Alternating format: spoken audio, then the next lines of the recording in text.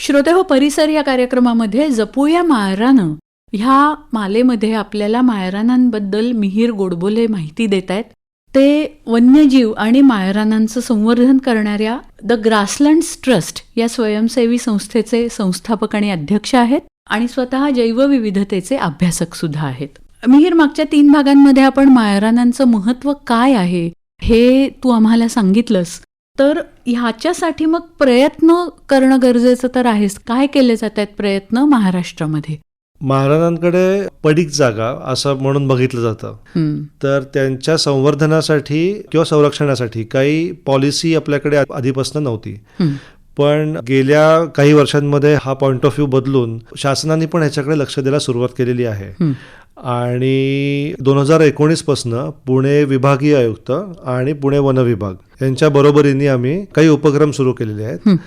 त्याच्यामध्ये महत्त्वाचा आहे ग्रासलँड पुनरुज्जीवन किंवा मायरान पुनरुज्जीवन उपक्रम. याच्या अंतर्गत विलेज कॉमन लँड म्हणजे ज्या गायरानं म्हणून जी जागा आहेत पहिल्यापासून, तर या जागांवर आम्ही वेगवेगळ्या प्रकारच्या गवताची लागवड, जे पहिल्यापासून इथलं नेटिव्ह किंवा आपल्या देशातलं गवत आहे, तर याची लागवड आम्ही सुरू केलेली आहे. म्हणजे पूर्वी जी मायरानं होती त्याच्यावरती जी गवतांची विविधता होती ती तुम्ही रुजवताय तिथे. अगदी बरोबर.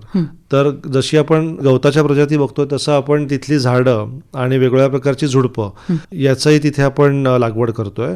आणि तो भाग असा बनवायचा की जिथनं गावाला तिथला चारा पण मिळेल आणि मेंढपाळ तिथनं जे स्थलांतरित करतात त्यांनाही तिथे रेस्टिंग स्पॉट किंवा तिथे त्यांना विश्रांती घ्यायला ठिकाणं मिळतील आणि तिथे वन्यजीव जे आहेत त्यांच्यासाठी तो भाग पूरक ठरेल. तर अशा प्रकारची ही उपक्रम आहेत. त्यामुळे तिथे विभागीय आयुक्त आणि वन विभाग यांचा चांगल्या प्रकारे तिथे सहभाग आहे त्यांचा. आणि वन विभागाच्या साहाय्याने आपण वन्यजीव संवर्धन उपक्रम चालवतोय.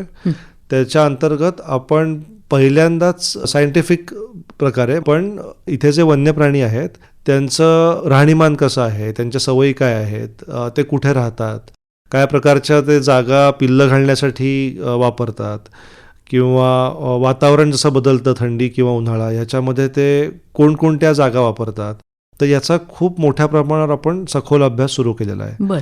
आणि ह्याच्यासाठी आपण अगदी लेटेस्ट टेक्नॉलॉजी तंत्रज्ञानाचा आपण वापर करत आहोत, ज्याच्यामध्ये ड्रोन आहेत किंवा ड्रोनचा जो त्यातनं व्हिडिओज आपण फोटो काढतो तर त्याचा AI वापरून त्याचं ॲनालिसिस विश्लेषण करणं, सेन्सरवाले कॅमेरा लावणं की जे 24 तास रेकॉर्डिंग करू शकतात आणि वेगवेगळी प्रकारची वेब बेस्ड ॲप्लिकेशन डेव्हलप करणं की जिथे गावकरी त्याच्यात सहभागी होऊन माहिती आपल्याला नोंदी करू शकतात. तर या प्रकारचे मोठ्या प्रमाणात उपक्रम आपण पुणे जिल्ह्यामध्ये सुरू केलेत.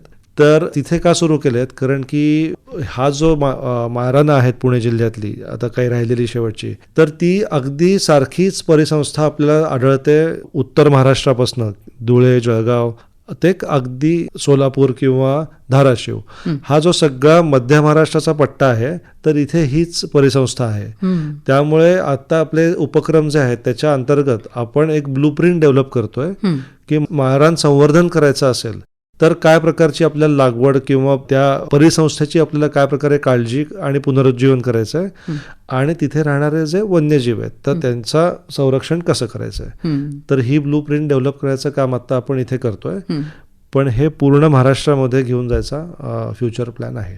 अच्छा श्रोते हो, गेल्या 4 भागांमध्ये आपण बघितलं की मायरानं महत्वाची का आहेत आणि ती का जपली पाहिजेत. आणि ही सगळी माहिती मिहीर गोडबोले यांनी आपल्याला दिली. त्याबद्दल मिहीर तुझे आभार. आणि याचबरोबर रोहिणी पाटील हिच्यासह मी ज्योत्स्ना केतकर तुमचा निरोप घेते. ही आकाशवाणी मुंबई केंद्राची निर्मिती होती.